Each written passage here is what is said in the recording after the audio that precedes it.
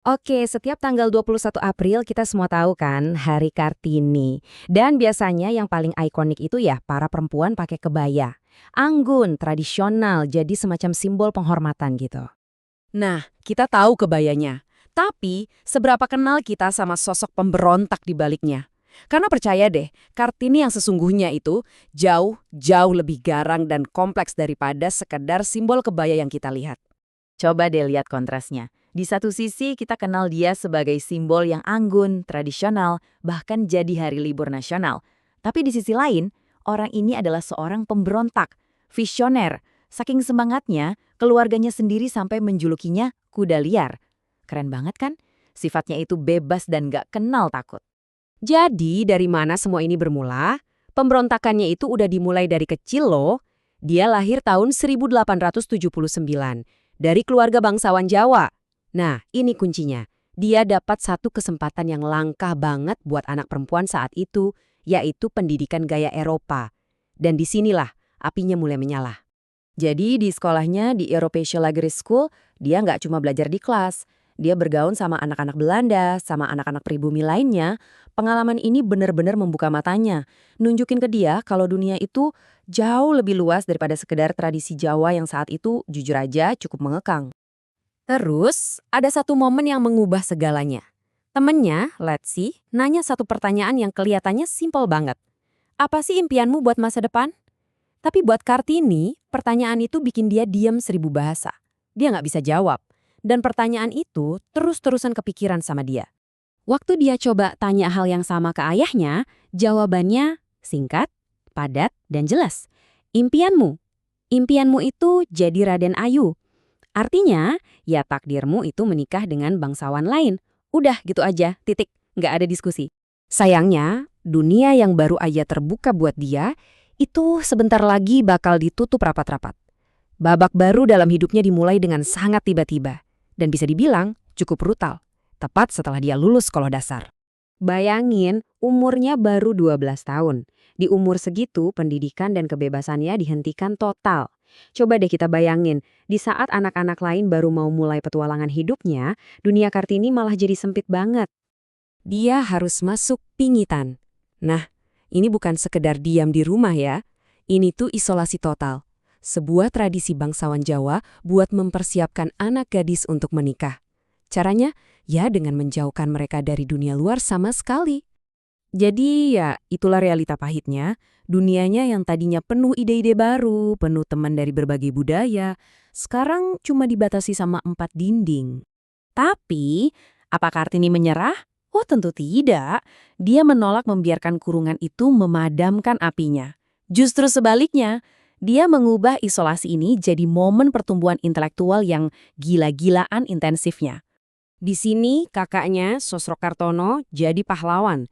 Dia jadi penyelundup ilmu buat Kartini. Dia kirimin buku-buku yang benar-benar membakar semangat adiknya. Buku-buku feminis, literatur anti perang, bahkan novel super kritis kayak Max Havelaar yang belak-belakaan soal ketidakadilan. Nah, ini bagian pentingnya. Semua rasa frustrasi, semua ide baru yang dia dapat dari buku-buku itu, nggak dia pendam sendiri. Dia tumpahkan semuanya lewat surat. Surat-surat buat teman-temannya di Eropa. Jadi penanya jadi senjata, dan surat-surat itu jadi medan perangnya. Dan pemberontakan Kartini nggak cuma di atas kertas loh. Dia mulai bawa pemberontakan itu ke dunia nyata. Dimulai dari dalam rumahnya sendiri. Dan apa yang dia lakukan itu luar biasa. Dia larang adik-adiknya jalan jongkok atau pakai bahasa yang terlalu formal sama dia. Etiket feodal yang kaku itu dia dobrak. Semangatnya ini begitu kuat sampai ayahnya luluh dan akhirnya setuju untuk mengakhiri pingitan mereka. Terus, apa yang dia lakuin begitu bebas? Dia nggak buang waktu, dia langsung bikin sekolah. Tapi, tantangan baru muncul lagi. Umur 24 tahun, di zaman itu, kalau perempuan belum menikah itu dianggap, ya semacam aib. Nah, di saat itulah datang lamaran dari Bupati Rembang untuk jadi istri keempat. Situasi ini bisa jadi jebakan kan? Tapi Kartini dengan cerdasnya mengubah ini jadi tawar-menawar strategis. Dia bilang, oke, saya mau menikah, tapi ada syaratnya. Syarat-syarat yang radikal banget. Nggak ada lagi bungkuk-bungkuk atau gestur tunduk. Dia mau bicara sebagai sesama manusia yang setara. Dan yang paling penting, dia harus boleh lanjut mendidik para perempuan. Dan hebatnya, calon suaminya setuju. Oke, sekarang kita masuk ke babak terakhir hidupnya. Sebuah bagian cerita yang tragis, tapi di akhirnya justru jadi sebuah kemenangan. Hidupnya berakhir begitu cepat dan menyedihkan. Cuma 4 hari setelah melahirkan anak pertamanya, tanggal 17 September 1904, Kartini meninggal dunia. Umurnya baru 25 tahun. Tapi kematiannya itu bukan akhir cerita. Justru, itu jadi awal dari pengaruhnya yang abadi. Surat-suratnya diterbitkan, sekolah-sekolah Kartini mulai bermunculan di mana-mana, dan puncaknya, dia diangkat jadi pahlawan nasional. Jadi temannya yang orang Belanda, J.H.A. Bendanon, mengumpulkan semua surat itu dan menerbitkannya jadi buku. Judulnya kita semua tahu, Habis Gelap Terbitlah Terang. Buku ini bikin geger. Ide-ide Kartini akhirnya tersebar luas, nggak cuma di Hindia Belanda, tapi juga di Eropa. Dan ini memicu sebuah gerakan besar. Jadi, apa nih intinya? Apa pelajaran yang bisa kita ambil dari kisah ini? Intinya begini, Kartini itu bukan simbol pasif. Dia bukan cuma perempuan cantik pakai kebaya. Dia itu arsitek perubahan. Seorang revolusioner. Di tengah semua keterbatasan, di dalam kurungan 4 dinding itu, dia pakai satu-satunya alat yang dia punya, pena dan pikirannya, untuk memperjuangkan dunia yang lebih baik. Kisah ini meninggalkan kita dengan satu pertanyaan penting. Suara Kartini berhasil mengubah sebuah bangsa.